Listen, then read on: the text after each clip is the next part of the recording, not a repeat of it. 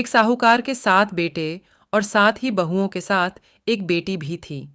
साहूकार के घर रोज एक जोगी आता था, जिसे साहूकार की बहू भिक्षा देती थी। उस जोगी को जब साहूकार की बेटी भिक्षा देने आती, तो वह उससे भिक्षा नहीं लेता था और कहता कि तेरे भाग्य में सुहाग की जगह दुहाग लिखा है। लड़की को उस जोगी की यह बात बहुत बुरी लगती और एक दिन वह अपनी माँ से रोते रोते जोगी की बात बताती है। सारी बात सुनकर माँ कहती है कि कल जब जोगी आएगा तब मैं सुनती हूँ कि वह क्या कहता है और क्यों कहता है। अगले दिन फिर जोगी आता है तो साहूकारनी छिपकर बैठ जाती है और लड़की को भिक्षा देने भेजती है। जोगी उससे भिक्षा नहीं लेता और फिर वही बात दोहराता है कि तेरे भाग्य में सुहाग की बजाय दुहाग लिखा है। लड़की की माँ बाहर निकलकर आती है और जोगी से कहती है कि एक तो हम तुझे भिक्षा देते हैं और तू हमें गाली देता है। जोगी कहता है कि मैं गाली नहीं दे रहा हूँ, जो बात सच है वही कह रहा हूँ। इसके भाग्य में जो लिखा है मैं वही सच आपको बता रहा हूँ। सारी बातें सुनने पर लड़की की माँ कहती है कि जब तुझे सारी बात पता है तो इससे बचने का उपाय भी पता होगा, वह बता। जोगी कहता है कि 7 समंदर पार एक धोबन रहती है जिसका नाम सोना है। वह सोमवती अमावस्या का व्रत करती है। अगर वह आकर इसे फल दे दे तभी इसका दुहाग टल सकता है, अन्यथा विवाह के समय सर्प काटने से इसके पति की मृत्यु हो जाएगी। सारी बात सुनकर माँ रोने लगी और सोना धोबिन की तलाश में निकल गई। चलते चलते रास्ते में तेज धूप पड़ रही थी, जिससे बचने के लिए वह एक पीपल के वृक्ष के नीचे बैठ गई। उसी वृक्ष पर एक गरुड़ के बच्चे अपने घोंसले में थे। एक सांप आया और गरुड़ के बच्चों को खाने के लिए लपका, लेकिन साहूकारनी ने उस सांप को मारकर बच्चों की रक्षा की। कुछ देर बाद गरुड़नी आई और सब जगह खून देखकर साहूकारनी को चोंच से मारने लगी।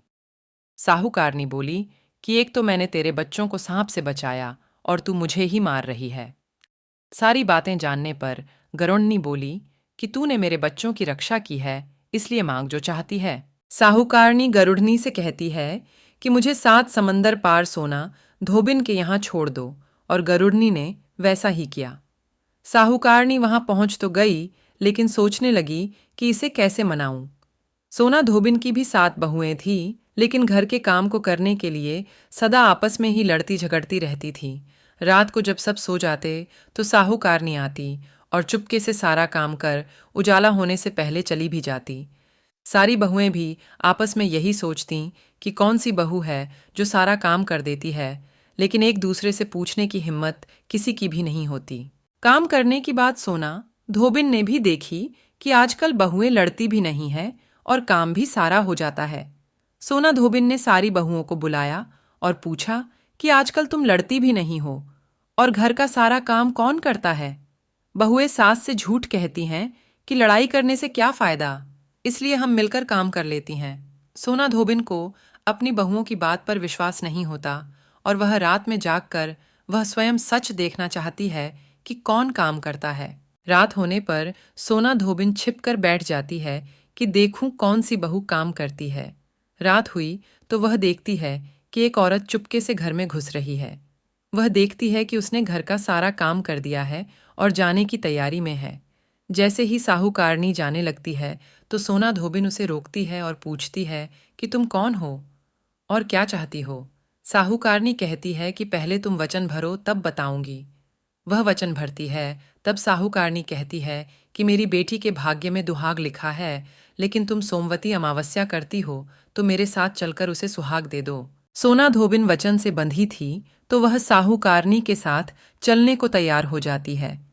जाते हुए सोना धोबिन अपने बेटों व बहुओं से कहती है कि मैं इस औरत के साथ इसकी बेटी को सुहाग देने जा रही हूँ, लेकिन अगर मेरे पीछे से तुम्हारे पिताजी मर जाएं तो उन्हें तेल के कूपे में डालकर रख देना।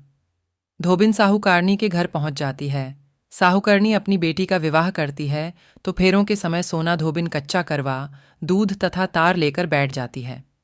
कुछ समय बाद सांप आया और दूल्हे को डसने लगा तो सोना धोबिन ने करवा आगे कर तार से सांप को बांध दिया और सांप मर गया। अब सोना धोबिन ने लड़की को सुहाग दिया और कहा कि जितनी अमावस्याएं मैंने की हैं उन सभी का फल साहूकार की इस लड़की को मिलेगा। अब आगे जो अमावस्याएं मैं करूंगी उनका फल मेरे पति व बेटों को मिलेगा। सभी लोग सोमवती अमावस्या की जय जयकार करने लगे। सोना धोबिन अपने घर वापस जाने को तैयार हुई तो साहूकारनी ने कहा कि तुमने मेरे जमाई को जीवनदान दिया है, इसलिए तुम जो चाहो मांग लो। सोना धोबिन बोली कि मुझे कुछ नहीं चाहिए और वह चली गई। रास्ते में चलते हुए फिर से सोमवती अमावस्या आ गई। उसने पीपल के पेड़ के नीचे बैठकर कहानी कही, व्रत रखा और पीपल के पेड़ की 108 बार परिक्रमा की। पीपल के पेड़ की पूजा के बाद वह घर जाती है तो देखती है कि उसका पति मरा पड़ा है।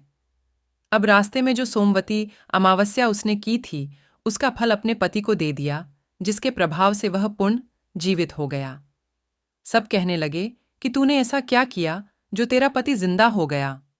वह कहती है कि मैंने तो ऐसा कुछ नहीं किया है, बस रास्ते में सोमवती अमावस्या आ गई थी, जिसका मैंने व्रत किया, कहानी कही और पीपल के वृक्ष की 108 बार परिक्रमा की।